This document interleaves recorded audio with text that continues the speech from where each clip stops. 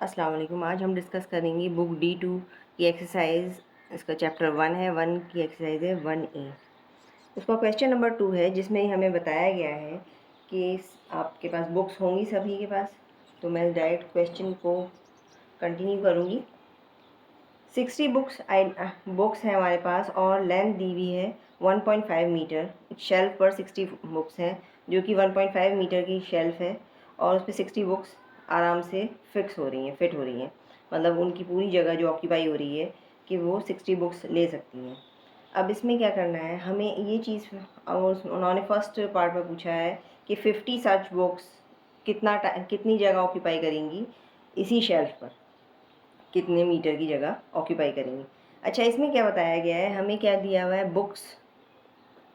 Books दी हुई हैं और लेंथ क्या है शेल्फ की वो दी हुई है। जो हमें गिवन है वो हम लिख लेंगे। बुक्स कितनी है 60 है, लेंथ कितनी है 1.5 मीटर। ठीक है, ये हमें मालूम है। अच्छा, हमें क्या फाइंड आउट करना है, सबसे पहले हमें फाइंड आउट करना होता है एक बुक का। अभी हमें कुछ भी नहीं दिया हुआ क्योंकि उन्होंने नेक्स्ट क्वेश्चन में सवाल किया है। फर्स्ट पार्ट में जो स्टेटमेंट है उसमें ये दिया हुआ है कि 50 बुक्स, अगर इतनी 50 बुक्स हम रखेंगे तो कितना लेंथ कवर करेगी वो। तो हमें क्या, सबसे पहले हमें क्या फाइंड आउट कर लेते हैं। हम सबसे इजी और सिंपल वे यही है कि हम वन बुक का चेक करते हैं और वन बुक का क्या करेंगे, हम ये क्या लिखेंगे, क्वेश्चन मार्क भी लिख सकते हैं। मैं यहाँ पर एक्स लिख रही हूँ। अच्छा, ये याद रख लेना कि ये जो चैप्टर है वो है डायरेक्ट एंड इनवर्स प्रोपोर्शन। इसके बारे में मैंने आपकी पूरी डिटेल वीडियो आपको बताई हुई है। जब तक आपको वो वीडियो नहीं समझ में आएगी आप प्लीज़ काइंडली वो ज़रूर देखना, फिर उसके बाद ही आपकी ये चीज़ समझ में आएगी। उसमें क्या है, आपको डायरेक्ट और इनवर्स प्रोपोर्शन का मैंने आपको बताया था कि इसका फॉर्मूला होता है x1 y1 is equals to x2 y2 is equals to K का मतलब होता है कांस्टेंट, यानी कि कोई भी नंबर। अच्छा, x1, इसमें x1 की क्या वैल्यू है, x1 क्या चीज़ है, हम x1 60 ले लेते हैं। अच्छा, इसका मतलब ये होता है कि इन दोनों को डिवाइड करेंगे ना तो एक ही नंबर आएगा। मतलब आप 60 लिख लें और 1 का डिवाइड करेंगे तब भी 60 आ रहा है, तो दूसरा भी नंबर हम डिवाइड करेंगे तो डिवीजन का असल मकसद होता है वो नंबर सेम आना है, वो कांस्टेंट नंबर आएगा।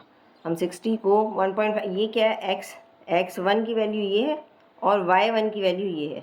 अच्छा, ये दो चीज़ें होती हैं डिफरेंट, मतलब x बुक भी x ही है लेकिन ये क्या है x2 है, ओके।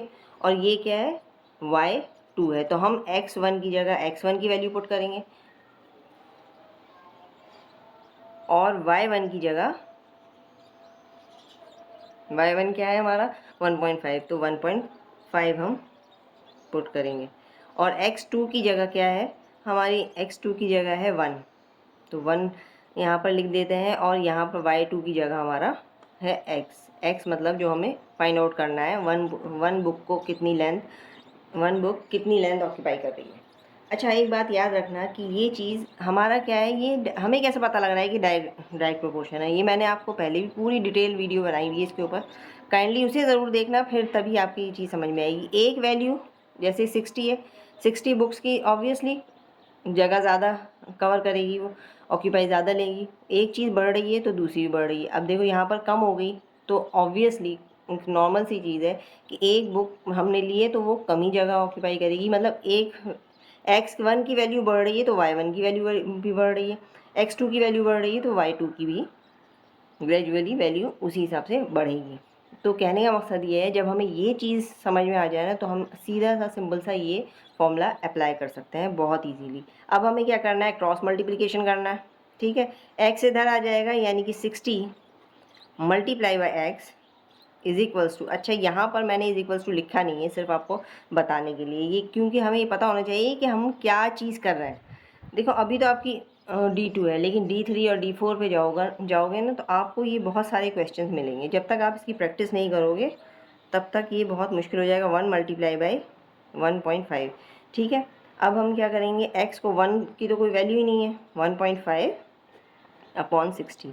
अच्छा, इसकी वैसे अगर आप वैल्यू डिवाइड करके देखोगे ना तो इसकी आएगी 025 मीटर, लेकिन मैं आपको इसको इस तरह से भी करके दिखा देती हूँ जैसे कि मैं अक्सर हम बचपन में करते थे। ये पॉइंट हटाया, यहाँ 0 लगा दिया, ठीक है।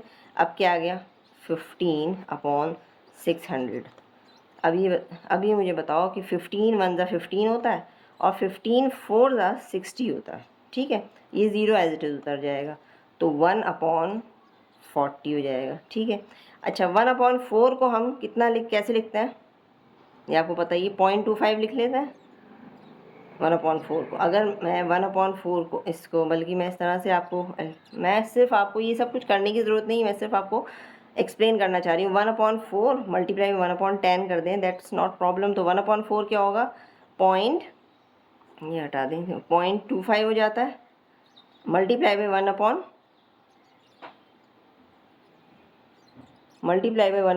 है, ठीक है। यही है ना, इसी तरह से लिखा है ना। देखो यहाँ पर तो आप आराम से, मैंने इसे इजीली हम लोग कर सकते हैं, क्योंकि हम लोग तो आप जितना प्रैक्टिस करोगे ना, मैथ्स में जितनी प्रैक्टिस करोगे, ये 2 मिनट में हो जाएगी। ये कैलकुलेशन बहुत छोटी सी कैलकुलेशन है, इसमें टाइम नहीं लगना चाहिए। ये सिर्फ मैं आपको एलेबोरेट कर रही हूँ कि मैंने ये सब चीज़ें की हुई हैं। 0.25 से हम 1/, अच्छा 0 अगर नीचे का हटाना है तो क्या होगा, पॉइंट यहाँ से इधर शिफ्ट हो जाएगा। ये तो आपने बहुत मेरे ख्याल से पढ़ा तो होगा कि जब हम ज़ीरो अगर हम मल्टीप्लाई करते हैं तो पॉइंट इस तरफ शिफ्ट होता है, राइट साइड की तरफ, और जब हम अगर पॉइंट डिवाइड करते हैं 0 से तो लेफ़्ट साइड की तरफ शिफ्ट होता है। यानी कि आंसर आ गया 0.025 मीटर। यानी कि one book x is equals to, x लिख देते हैं, वन बुक ऑक्यूपाइज 0.025 मीटर। अच्छा इन सेंटीमीटर, अगर मैं इसको सेंटीमीटर में निकालूँ, देखो सेंटीमीटर में नेक्स्ट पॉइंट में ही है तो हम पहले ही निकाल देते हैं। तो हम सेंटीमीटर में निकालेंगे तो क्या करेंगे, ये हमें पता ही है, 100 से मल्टीप्लाई करेंगे 0.025 मीटर, सॉरी मीटर लिखने की ज़रूरत नहीं है इसमें, सेंटीमीटर। तो हम क्या करेंगे 2.5 सेंटीमीटर। फर्स्ट पार्ट में तो इसकी ज़रूरत नहीं है, बट सेकेंड पार्ट में इसकी ज़रूरत पड़ेगी, तो इसलिए मैंने पहले ही निकाल दिया। अच्छा इसका फर्स्ट पार्ट क्या है, बहुत सिंपल है। इसमें इन्होंने पूछा है कि फर्स्ट पार्ट में कि अगर 60 बुक में 1.5 मीटर्स जगह ले रही है तो 50 बुक्स में कितनी जगह लेगी। तो ये सिंपल सिचुएशन है कि 50 बुक्स विल ऑक्यूपाई, कितनी ऑक्यूपाई करेगी, तो 50 को हम क्या करेंगे, जो नंबर ऑफ, मतलब हमें 1 की लेंथ का पता है ना, कितना ऑक्यूपाई कर रही है, कितना बुक ले रही है, कितनी जगह ले रही है। जब 1 का पता है तो 50 को हम क्या करेंगे, 50 से हम 0.025 को मल्टीप्लाई करेंगे, ठीक है। इसे मल्टीप्लाई करने के बाद इसका आंसर आएगा 0.25 मीटर। ये आप बहुत छोटी छोटी क्लासेस में आपने ये पढ़ा ही है। अगर हमें एक नंबर ऑफ समथिंग का कुछ पता लग जाए ना, एक का अमाउंट पता लग जाए या फिगर पता लग जाए, कुछ भी पता लग जाए, तो एक का क्या 1000 का भी पता लगा सकते हैं विद हेल्प ऑफ मल्टीप्लिकेशन। यह मल्टीप्लिकेशन और डिवीजन में हमने बहुत दफ़ा चेक करी है ये चीज़। अच्छा नेक्स्ट पॉइंट ये है, अच्छा नेक्स्ट पार्ट में हमें बताया गया है number of books on 80 centimetre shelf कितनी है। वन बुक हमें पता है 2.5 सेंटीमीटर है, जो कि हमने अभी निकाली थी कि हमें वन बुक का हमें पता था। तो 2.5 सेंटीमीटर जब वन बुक स्पेस ले रही है तो 80 सेंटीमीटर की शेल्फ है, 80 सेंटीमीटर का। अब जब हमें पता होता है, आपको पता है number of books on 80 centimetre shelf कैसे निकालेंगे, तो जो टोटल लेंथ है शेल्फ की, टोटल लेंथ शेल्फ की कितनी है, 80 सेंटीमीटर है, ठीक है। उससे जितनी एक बुक ने ऑक्यूपाई की है ना, उसको हम डिवाइड कर देते हैं। ये हम क्लास 2 से मेरे ख्याल से हम पढ़ते आ रहे हैं। मैं अभी रिसेंटली अपने बेटे को इसी तरह का क्वेश्चन करवा रही थी, जो कि 2 क्लास में, अभी कुछ टाइम पहले मैं इसी टाइप के क्वेश्चंस करवा रही थी कि नंबर ऑफ बुक्स कितनी आएंगी, number of books on 80 centimetre shelf is equals to 80 divided by 2.5। अच्छा सेंटीमीटर है, ये भी सेंटीमीटर है, तो सेंटीमीटर से सेंटीमीटर कैंसिल हो जाएगा।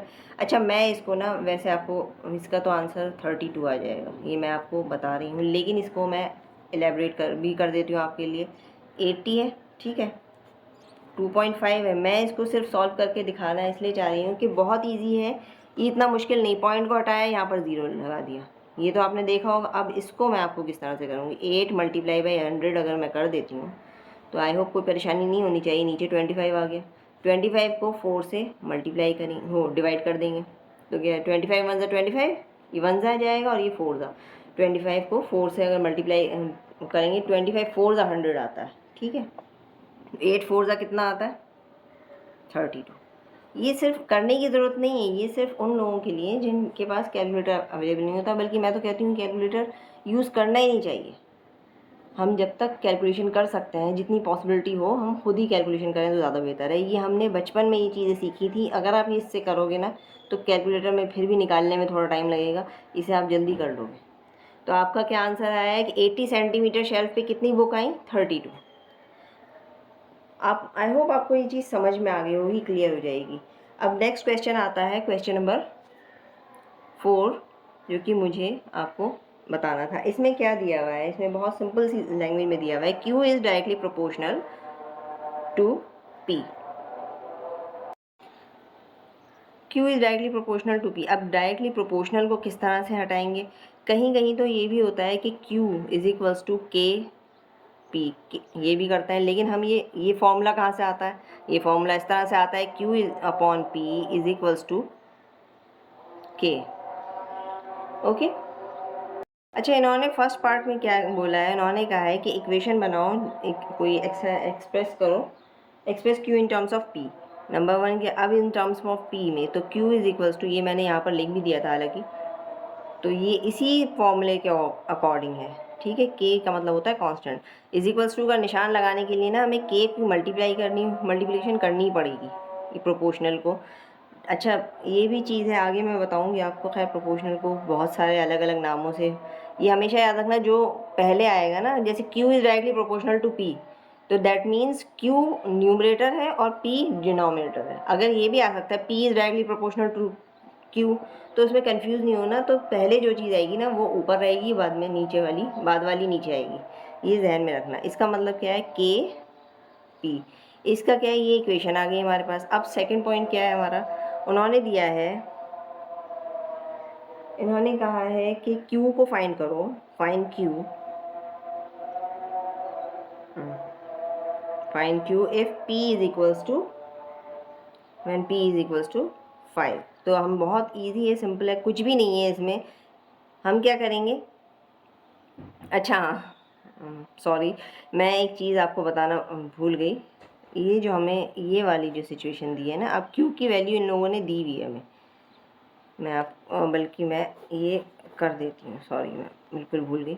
इन्होंने क्या किया, कहा था, यहाँ से मैं कर देती हूँ। Q की वैल्यू क्या है, Q की वैल्यू दी हुई है इन्होंने 28। अब K की वैल्यू भी तो निकालनी है ना, जो मैं आपको भूल गई थी। P की वैल्यू क्या है 4, ठीक है। अब इसमें क्या है, K की वैल्यू कैसे फाइंड आउट करेंगे, Q upon P is equals to क्या होता है K, तो यानी कि इसकी वैल्यू हम 28 अपॉन 4, और 4 7 ज़ा 28 होता है। अच्छा, ये याद रखना Q और P की जो K कांस्टेंट है ना, तो K कांस्टेंट ही रहेगा, ये हमेशा याद रखना। ये नहीं सोचना कि अगर डायरेक्टली प्रोपोर्शनल की चीज़ आ रही है तो इन दोनों का डिवीजन में 7 ही आएगा, चाहे कोई भी वैल्यू। अब जैसे देखो इसमें जो है ना, अब इसमें क्या है, Q का हमने पूछा है, P की वैल्यू है दी हुई है हमें 5 पार्ट 2 में। यहाँ पर हमें ऑलरेडी गिवन था कि 20, इसमें इसके अकॉर्डिंग आप K की वैल्यू निकालो। K की वैल्यू सबसे पहले फाइंड आउट करनी है, हमेशा सबसे पहले हमें क्या फाइंड आउट करनी है, K की वैल्यू। अब इसमें क्या है, हमें क्या करना है Q में, अब बहुत सिंपल हो जाएगा जब K की वैल्यू फाइंड आउट कर लेते हैं। तो K की क्या है 7, 7 मल्टीप्लाई हमारा इस according to that this equation K की 7 वैल्यू है, P की वैल्यू है 5, तो 7 5 का हो गया 35, ठीक है। इसी तरह से हम वह पार्ट 3 को भी देखेंगे। पार्ट 3 में क्या है, Q की वैल्यू इन्होंने दी हुई है 42, P की वैल्यू फाइंड करनी है। अच्छा, एक चीज़ मैं आपको बता दूं, ये इसमें देखो आपने क्या क्वेश्चन किया था, Q is equals to KP था ना। अब हमें क्या करना है, P की वैल्यू निकालनी है। तो P का क्या होगा, K हो जाएगा, यहाँ पर डिवाइड हो जाएगा इधर आकर, तो P is equals to Q upon K। अब Q की वैल्यू क्या है 42, K की वैल्यू क्या है 7, ओके। अब 7 को 42 से अगर हम डिवाइड करते हैं तो क्या आएगा आंसर 6। क्यों? 7 1 7, 7 6 42। देखिए ये इनडायरेक्टली प्रोपोर्शनल है और ये इन्वर्स प्रोपोर्शन नहीं है, ये डायरेक्ट प्रोपोर्शन है। इसकी आप सबसे पहले आप इसकी जो एलेबरेटेड वीडियो है वो लाजमी देखिएगा, और कोई चीज़ नहीं समझ में आए तो काइंडली मुझे रीच आउट कीजिएगा। और बहुत सारी चीज़ें हैं जो मैं आपको बताने वाली हूँ। वीडियो अच्छी लगे तो काइंडली शेयर कीजिएगा एंड सब्सक्राइब कीजिएगा। Thank you very much.